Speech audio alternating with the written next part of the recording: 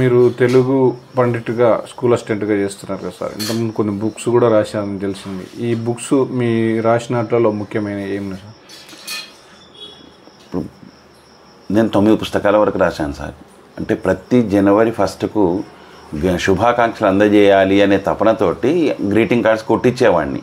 Greeting cards కంటే మన భావాలతోటి ఒక పుస్తకాన్ని కనుక ప్రచురించి ప్రతి జనవరి 1కు రిలీజ్ చేస్తే ఎలా ఉంటుంది అనే భావనతోటి ఈ 9 సంవత్సరాల నుంచి వరుసగా రిలీజ్ చేస్తూ వచ్చాను. అయితే నా పాఠశాలలో పిల్లలందరూ కూడా ఇప్పుడు ఆంగ్ల మాధ్యమమే ఒక ప్యాషన్ అయిపోయింది.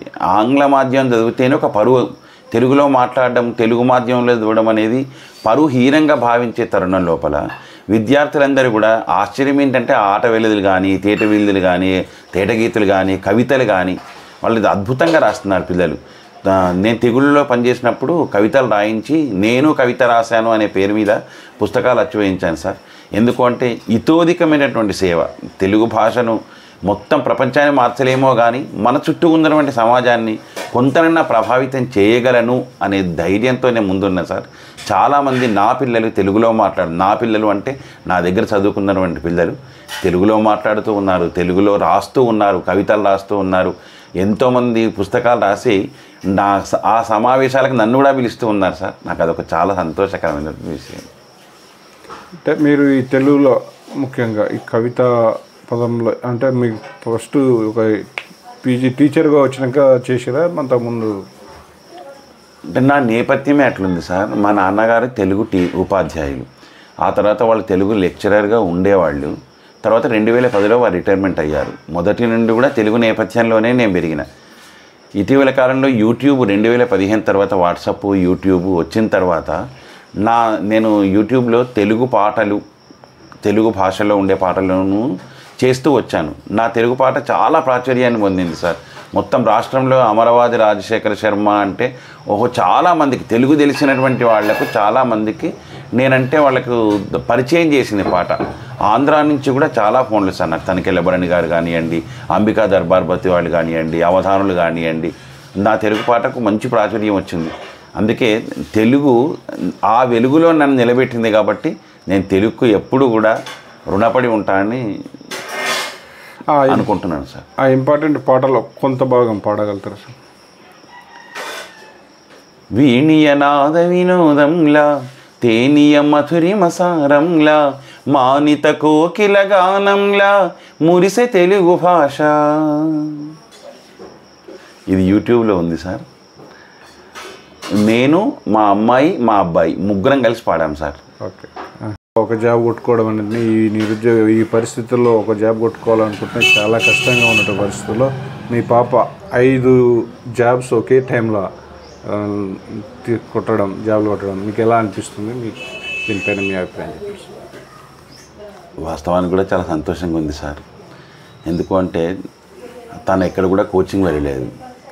మళ్ళీ ఇక్కడే గజ్వెల్లోనే ఉండి చదువుకోవడం, నా దగ్గరే ఉండి చదువుకోవడం.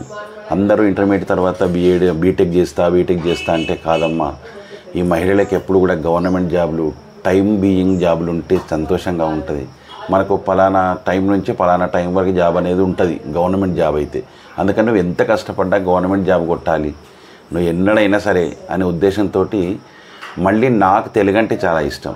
ఈ తెలుగు భాష 5 ఏళ్ళు నోట్లకు పోతున్నాయంటే కారణం నేను తెలుగు పండితున్న భాషా సేవ చేయడం వల్లనే. కాబట్టి ఒక్కరైనా నా వారసులు తెలుగు భాషకు సేవ చేయాలనే ఉద్దేశంతో ఇంటర్మీడియట్ ఎంపీసీతో చేసినటువంటి మా అమ్మాయిని మళ్ళీ తెలుగు గ్రూపులోకే తెచ్చుకొని ఇప్పుడు తాను పిహెచ్డి చేస్తుంది సార్. రావి సీతాదేవి గారి రామాయణం పద్యకావ్యం మీద వెల్దండ నిత్యానందరావు గారి ఆధ్వర్యంలో తను పిహెచ్డి చేస్తుంది. కాబట్టి తెలుగులోనే తనకు జాబ్ రావాలని మొదటి నుంచి కోరుకున్నా సార్. కాబట్టి ఒక్కటి కాదు 5 జాబులు వరుసగా గురుకులాల్లో రావడం అనేది నాకు చాలా సంతోషాన్ని ఇచ్చినటువంటి విషయం. సంగీతం అన్నా పాటలన్నా చాలా ఇష్టం. కాబట్టి నాకు తెలిసింది ఏంటంటే వీళ్ళకి తెలుగు మీద ఇంట్రెస్ట్ ఉంది. ఎప్పుడో ఒకప్పుడు పైకి వస్తారు, బాగుపడతారనే ఉద్దేశం. పొద్దుటి నుండి సాయంత్రం వరకు, రాత్రి 11-12 గంటల వరకు కూడా ఎప్పుడు కూడా చదువుకుంది సార్. అంటే ప్రైవేట్గా అతిథి అధ్యాపకురాలిగా నా గవర్నమెంట్ మహిళా డిగ్రీ కాలేజీలో తను ఒక 2 సంవత్సరాలు పనిచేసింది. పనిచేసిన తర్వాత నేను మొన్న సంవత్సరం మాత్రం ఆపేయించాను సార్. ఎందుకంటే మనం ఈ అతిథి అధ్యాపకురాలుగా కాదు, తప్పనిసరిగా ప్రభుత్వ ఉద్యోగం చేయాలి అంటే పూర్తి స్థాయిలో మనం చదువుకోవాలి.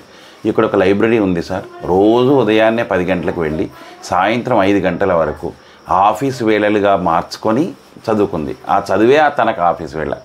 మళ్ళీ రాత్రి సాయంత్రం వచ్చిన తర్వాత కూడా మళ్ళీ నెక్స్ట్ సెషన్ అన్నమాట. రాత్రి 12 గంటల వరకు కష్టపడి చదువుకుంది. ఏదైనా సందేహాలు ఉన్నప్పుడు ఎవరిని అడగాలి, ఎట్లా అడగాలంటే ఇట్లాంటి సలహాలు మాత్రం నేను ఇచ్చిన సూచనలు.